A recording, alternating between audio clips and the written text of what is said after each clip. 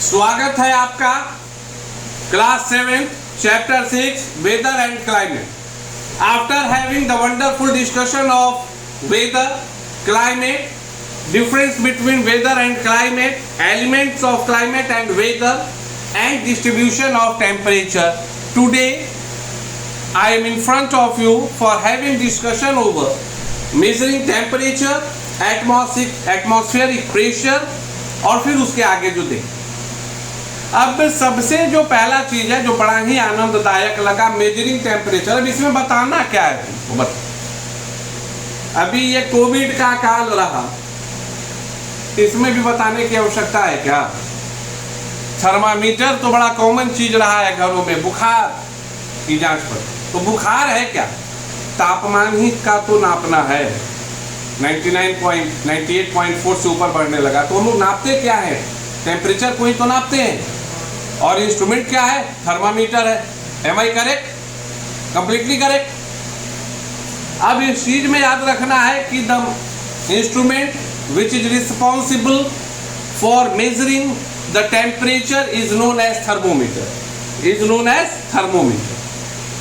अब थर्मामीटर में एक चीज याद रखना है कि या तो यह सामान्यतः डिग्री एफ में होता है या डिग्री सी में होता है। केल्विन का यूज तो सामान्यतः नहीं दिखेगा। आप अपने घर के भी थर्मामीटर को उठा लीजिए तो easily you can see that either the reading is present with respect two degree Fahrenheit और डिग्री सेल्सियस।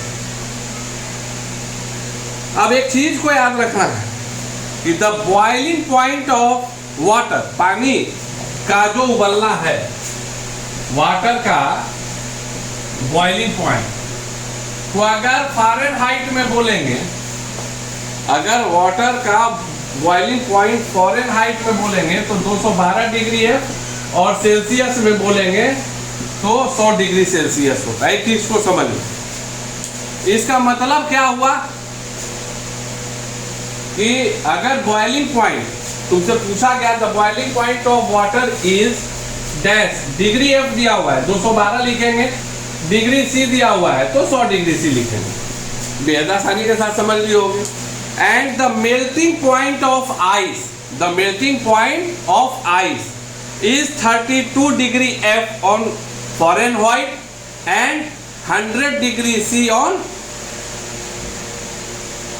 कैचिंग पे सेल्सियस। अगर बॉइलिंग पॉइंट की बात हुई तो पानी जमना शुरू कर देता है 4 डिग्री सी से, लेकिन वो पूरा कब जम जाता है तो 0 डिग्री सी पर। अर्थात क्या हो गया कि वो आइस का मेल्टिंग पॉइंट भी तो 0 डिग्री है, मतलब 0 डिग्री से जैसे ही ऊपर बढ़ेगा वो पिघलना शुरू हो जाएगा। 4 डिग्री आते आते जो है पिघलने की प्रक्रिया बढ़ जाएगी। So this one is the content what we have to study in the measuring temperature section. अब पॉइंट नंबर 2 मैंने क्या लिखा है? Atmospheric pressure. तब एक बात बताओ, ब्रह्मांड में कोई भी चीज अगर है तो उसका तो वजन होगा। तो बोलोगे हाँ हो, दिखे या नहीं दिखे? तो उस लिहाज से हवा का भी वजन होगा। अगर हवा है तो वजन तो होगा, और हवा तो है। अगर नहीं होता तो अभी जो ऑक्सीजन प्लांट वाला खेल चल रहा है तो हम क्या भरते? मतलब हवा कुछ तो है, अदृश्य है, कोई बात नहीं, लेकिन है। और अगर वो ब्रह्मांड में है तो इसका मतलब वो कुछ वजन रखेगा। और जब ये वजन अभी एक उंगली पर इस पे रख रहे हैं, ये कुछ भी हो तो ये वजन तो रख रहा है ना, कम रखे या ज्यादा रखे। तो एटमॉस्फेरिक जो एटमॉस्फेयर है, जो एयर है, वो भी वजन रखता है। And the air has weight and it exerts it weight as pressure on the surface of earth. जो वायुमंडल में चारों तरफ हवा है वो पृथ्वी के सतह पर एक प्रेशर बनाने का काम करता है। And that is known as atmospheric pressure, that is known as atmospheric pressure। The air which rests on the earth's surface expand when it is heated and become light। सही बात है, मैंने बताया है कि अब वो धरती का आकर्षण बल हो या जो भी कारण हो कि 99% जो एयर है वो तो 2 ही लेयर में होते हैं। मतलब क्या है, यहाँ डेंस होता है, घना होता है, यहाँ डेंस होता है, घना होता है, भारी रहता है। और जैसे जैसे वो गर्म होता है वो आप एक एयर प्रेशर वाला पढ़े होंगे कि जैसे ही एयर गर्म होगा तो ऊपर हो जाएगा हॉट एयर, और जो कोल्ड एयर है वो नीचे आएगा। हॉट एयर ऊपर जाएगा, कोल्ड एयर नीचे आएगा, इस प्रकार से चलते रहता है। और यही सब जो कारण होते हैं ना, वो विक्षोभ बनने का, एयर प्रेशर जनरेट होने का, कि लो एयर प्रेशर जनरेट हो गया, हाई एयर प्रेशर जनरेट हो गया, जो कभी कभी सडन बारिश वगैरह या तूफान आता है, उन सभी का कारण बनता है। It rises upwards and create, जब ये गर्म हुआ तो ऊपर उठा तो क्या बना, अब यहाँ तो हल्का हो गया, हल्का हुआ तो वहां फिर भारी हवा आना चाहेगा, तो वो जोन क्या बनाया, वो बनाया लो प्रेशर एरिया। और जब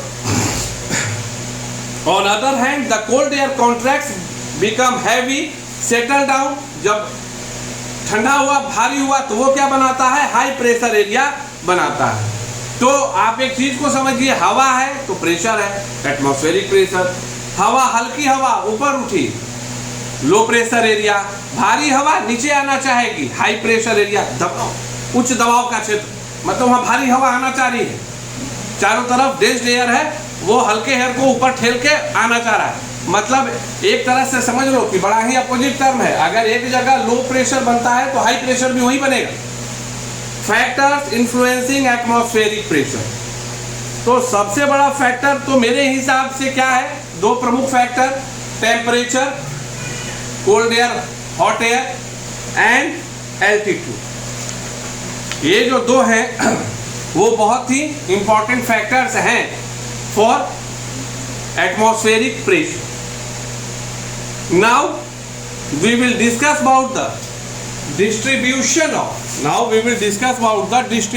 of atmospheric pressure. Atmospheric pressure is not the same all over the surface of the earth. It is highest at sea level, सबसे ज्यादा समुद्र के तल पे, और जैसे जैसे ऊपर उठेगा एटमॉस्फेरिक प्रेशर घटेगा, घटता ही तो है, नहीं घटेगा तो ऑक्सीजन मास्क का जरूरत क्या पड़ता है। What is the use of oxygen cylinder while you will move toward, और if you want to climb Mount Everest, Karakoram, Kanchenjunga, तो ऊपर मतलब हवा का प्रेशर घट रहा है। तो जब ऊपर घट रहा है मतलब जब एल्टीट्यूड बढ़ रहा है तो वो घट रहा है, मतलब एल्टीट्यूड घट रहा है तो वो बढ़ रहा है, vice versa. The thickness and density of air column is less, so atmospheric pressure is also less in the high altitude area. The temperature of air in the region horizontally influences the distribution of atmospheric pressure. In high temperature areas, the air gets heated and rises. जहाँ उच्च तापमान रहेगा, ज़्यादा तापमान रहेगा, हवा को गर्म करेगा, वह हल्का होगा, वह ऊपर उठेगा, creating a low pressure area.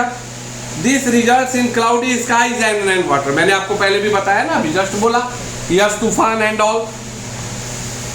The low temperature areas have cold air and therefore it is heavy. ठंडे जगहों में हवा भारी होगी तो heavy होगा. It does not rise high but sinks, सिकुड़ेगा.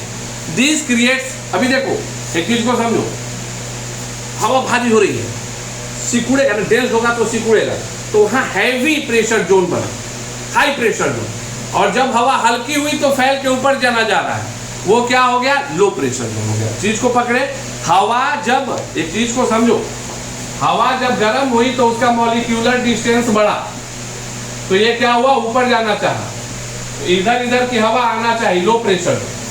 और जब ये हवा और ठंडी हुई तो ये हुआ, नजदीक हुआ, पहले ये यहाँ तक था, अब ये यहाँ तक हो गया, तो अब इसमें क्या होगा, और एयर आना चाहेगा, तो ये क्या बना रहा है, high pressure zone. This one is the concept behind the formation of low pressure zone as well as high pressure zone. I am now I am giving it to you that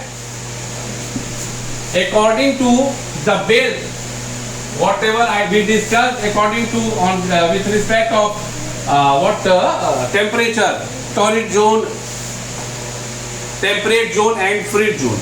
So like एक आंकड़ा है कि pressure के भी, atmospheric pressure के भी लिहाज से धरती को परमानेंट प्रेशर बेल्ट में बांटा गया है, परमानेंट प्रेशर बेल्ट में बांटा गया है। तो अब इसको क्या कहते हैं, इस चीज की चर्चा हम लोग कल अपनी क्लास में करेंगे। तब तक के लिए धन्यवाद, थैंक यू।